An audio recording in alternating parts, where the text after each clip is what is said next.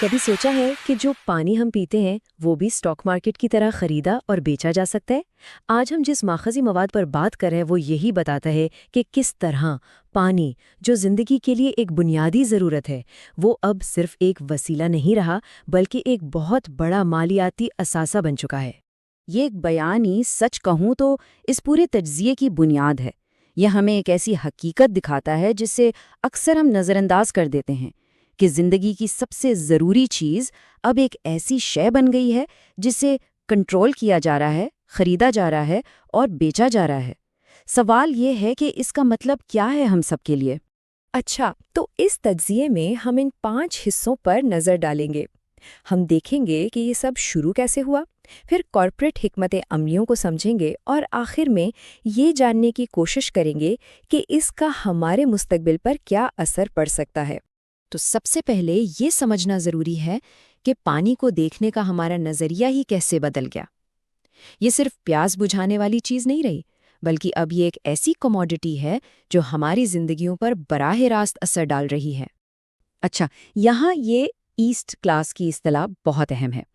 اس کا سیدھا سادہ مطلب یہ ہے کہ پانی کو اب سٹاکس، بانڈز یا سونے کی طرح دیکھا جا رہا ہے۔ مطلب جیسے کوئی ایپل کا شیئر خریدتا ہے، ویسے ہی اب بڑے بڑے سرمایہ کار پانی کی مستقبل کی قیمت پر، اس کی کمی پر شرط لگا رہے ہیں۔ اور یہ سب ہوا کیوں؟ ماحولیاتی تبدیلی کی وجہ سے پانی کی کمی ایک حقیقت بنتی جا رہی ہے، اور جہاں بھی کسی چیز کی کمی ہوتی ہے وہاں مالیاتی مارکیٹ کو ایک موقع نظر آ جاتا ہے، یعنی زمین کے مسائل وال سٹریٹ کا منافع بن رہے ہیں۔ چلیں اب اگلے حصے کی طرف بڑھتے ہیں، دیکھتے ہیں کہ یہ کھیل شروع کیسے ہوا۔ ماخذ کے مطابق کچھ بڑی کارپوریشنز نے یہ موقع بہت پہلے ہی بھانپ لیا تھا، اور ان کا پلان حیران کن حد تک سادہ تھا۔ یہ ایک بہت سیدھا سا 3 قدموں کا منصوبہ تھا۔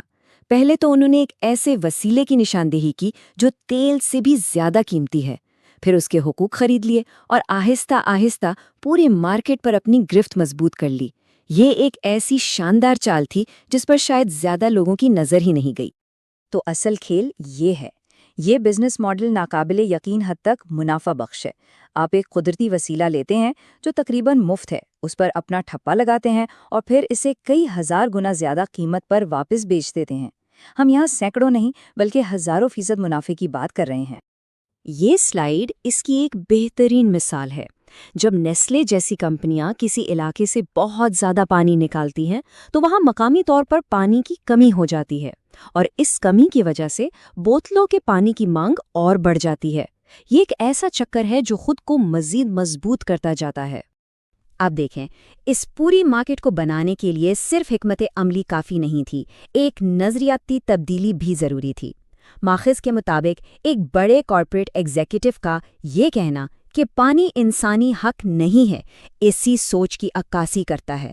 یہ وہ سوچ ہے جو پانی کو ایک حق کے بجائے ایک بکنے والی چیز بناتی ہے۔ اب کہانی صرف بوتل بند پانی بیچنے والی کمپنیوں تک محدود نہیں رہی۔ بہت جلد وال سٹریٹ کی بڑی مچھلیوں نے اس میں ایک بہت بڑا موقع دیکھا، اور جب وہ اس کھیل میں داخل ہوئے تو حالات واقعی بدل گئے۔ کوکا کولا جیسی کمپنیوں نے یہ ثابت کر دیا تھا کہ مقامی پانی کو ایک عالمی برانڈ بنا کر کتنا پیسہ کمایا جا سکتا ہے۔ سرمایہ کار کمپنیوں نے یہ دیکھا اور سوچا، کیوں نہ اس کھیل کو ایک نئے لیول پر لے جایا جائے۔ وہ صرف پروڈکٹ نہیں بیچنا چاہتے تھے، وہ اس کے سرچشمے کو کنٹرول کرنا چاہتے تھے۔ اور یہ تھا وہ اہم موڑ جب جے پی مورگن جیسے بڑے بینک نے پانی کو ایک عوامی سہولت کے بجائے ایک مالیاتی اثاثے کا درجہ دے دیا۔ تو یہ وال سٹریٹ کی طرف سے ایک طرح کی منظوری تھی کہ ہاں، اب پانی بھی سونے اور تیل کی طرح ایک قابل خریدار شے ہے۔ تو یہ ہیں وہ بڑے کھلاڑی جن کا ذکر ماخذ میں کیا گیا ہے۔ پانی بیچنے والوں سے لے کر اس میں سرمایہ کاری کرنے والوں تک، یہی وہ کمپنیاں اور شخصیات ہیں جو اس نئی مارکیٹ کی شکل و صورت طے کر رہی ہیں۔ یہ نقطہ بہت گہرا ہے۔ یہ فرمیں اتنی بڑی ہیں کہ وہ انڈیکس فنڈز کے ذریعے پانی سے متعلق تقریباً ہر بڑی کمپنی میں حصے رکھتی ہیں۔ اس کا مطلب یہ ہے کہ وہ صرف کھیل کے مہروں کی مالک نہیں بلکہ وہ پورے شطرنج کے بورڈ کی مالک بن چکی ہیں۔ اور یہ ہوتا کیسے ہے؟ بہت ہی دلچسپ طریقے سے۔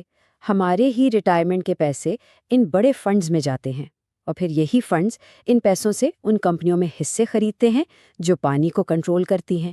یعنی ایک طرح سے ہم خود ہی نادانستگی میں اس پورے سسٹم کو فنڈ کر رہے ہوتے ہیں۔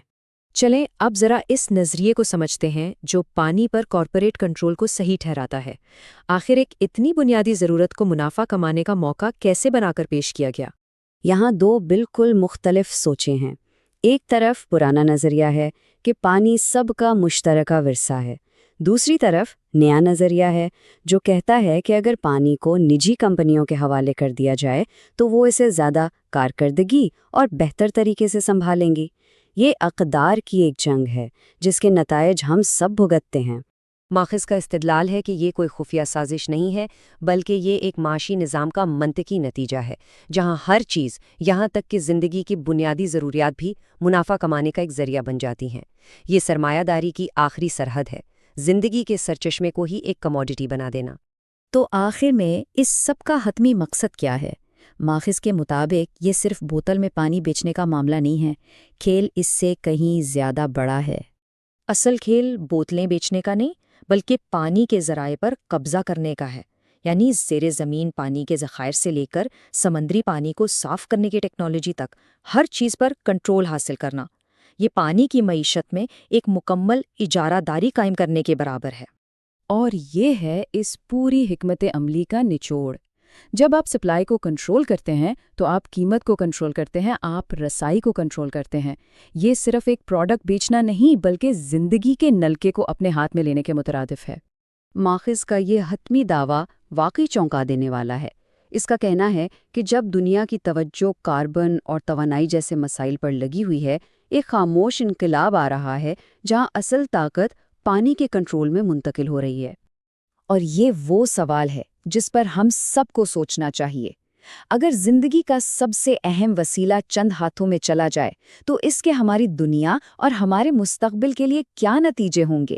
یہ ایک ایسا سوال ہے جو یہ تجزیہ ہمارے سوچنے کے لیے چھوڑ جاتا ہے۔